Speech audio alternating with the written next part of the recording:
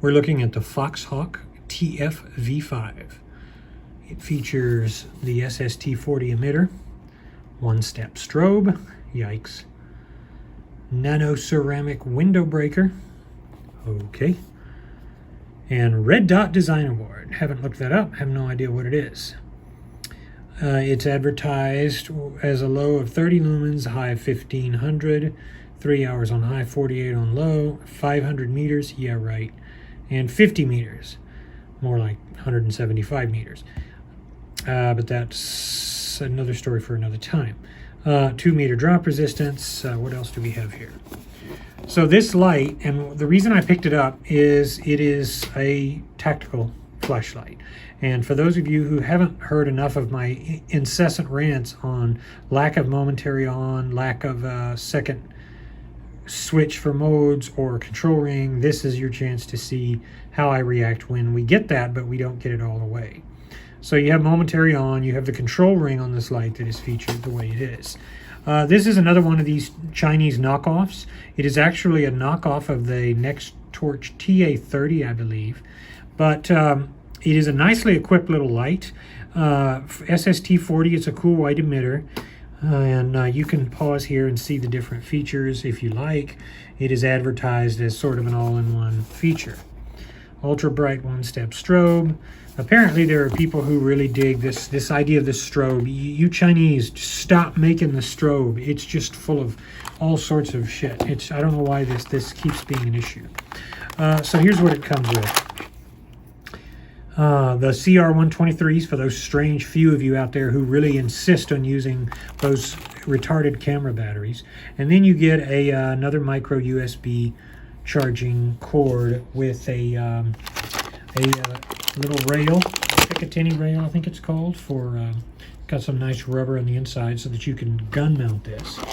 And then a cheap little knockoff pouch here, which I cannot see the sense in using.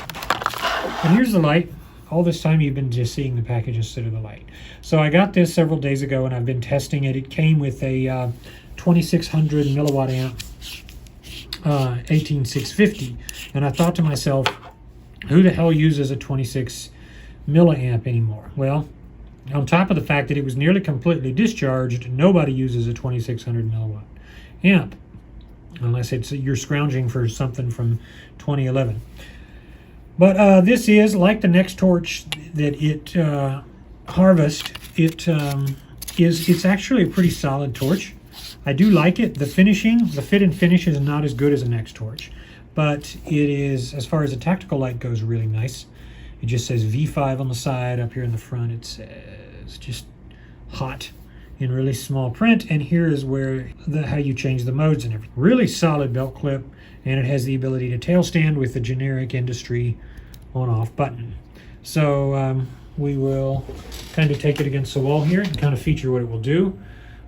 This is around, I don't doubt that it's about 1500 lumens at the emitter, probably slightly less than that, but I'll say that it's bright as hell.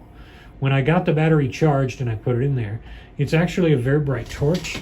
So we have this stupid feature. When you push it in real hard, it goes to strobe, which sometimes it does and sometimes it doesn't. So if I hold it like this and I push it down real hard, it will come onto strobe. Sometimes it doesn't unless I push it down really hard. So if I push it down halfway and just kind of hold it and then push it in, can't decide what it wants to do. So that's another stupid thing. It does not click on. So you can't click it on. If you want to keep it on, you have to go, and that's low mode. I'm not even going to bother to do the little bit of pulse width modulation there. You can see, which you can't notice in real life. We got secondary mode, and then it goes to strobe. If you can keep it on. Oh my God, what the hell is wrong with my life? Now, the cool thing about this is if you turn it down, you can use the instant high feature to kind of go back to that. But this is stupid because for you Chinese manufacturers who have your heads up your asses, what we want is the ability to set a mode and be able to access that particular mode every single time. So again, you guys are all sorts of messed up over there, but I digress. So what we'll do now is we'll take it out and we will play with it.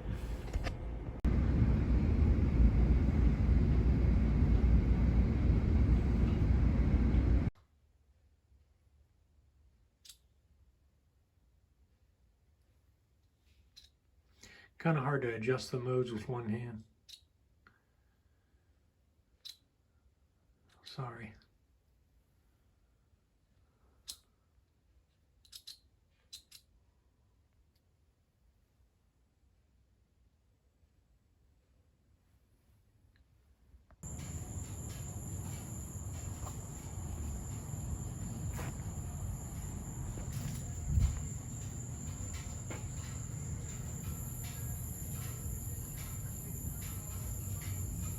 Not a terrible light.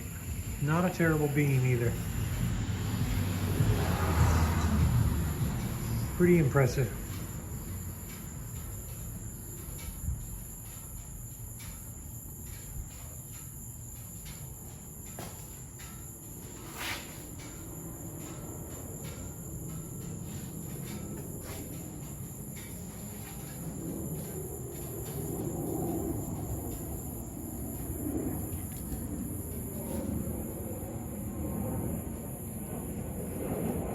It is a very bright torch.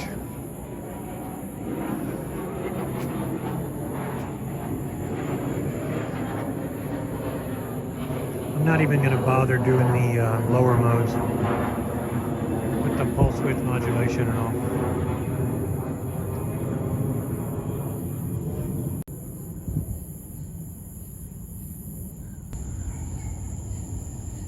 It's not a thrower, but it is a good, it does have some eclectic reach, I guess.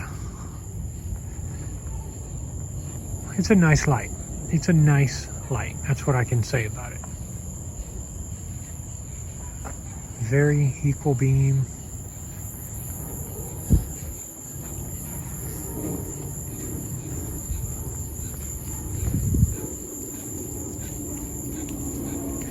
You can see the edges make it look like funky.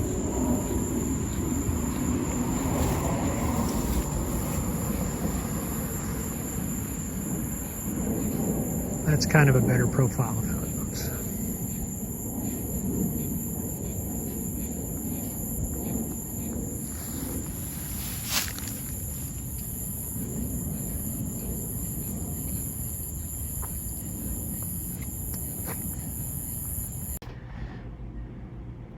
So, with everything that is offered here, this is actually not a bad offering.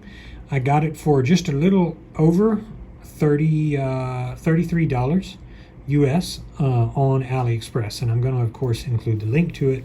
And despite the fact that there are some issues with the design, issues in terms of well, it's a knockoff that tries really hard to be a high-end light, and it's not, but it's still a good buy. So if you are a tactical momentary on junkie, or you want something really small that fits in a pocket and can put out a beam that is pretty nice, you might give this one a look.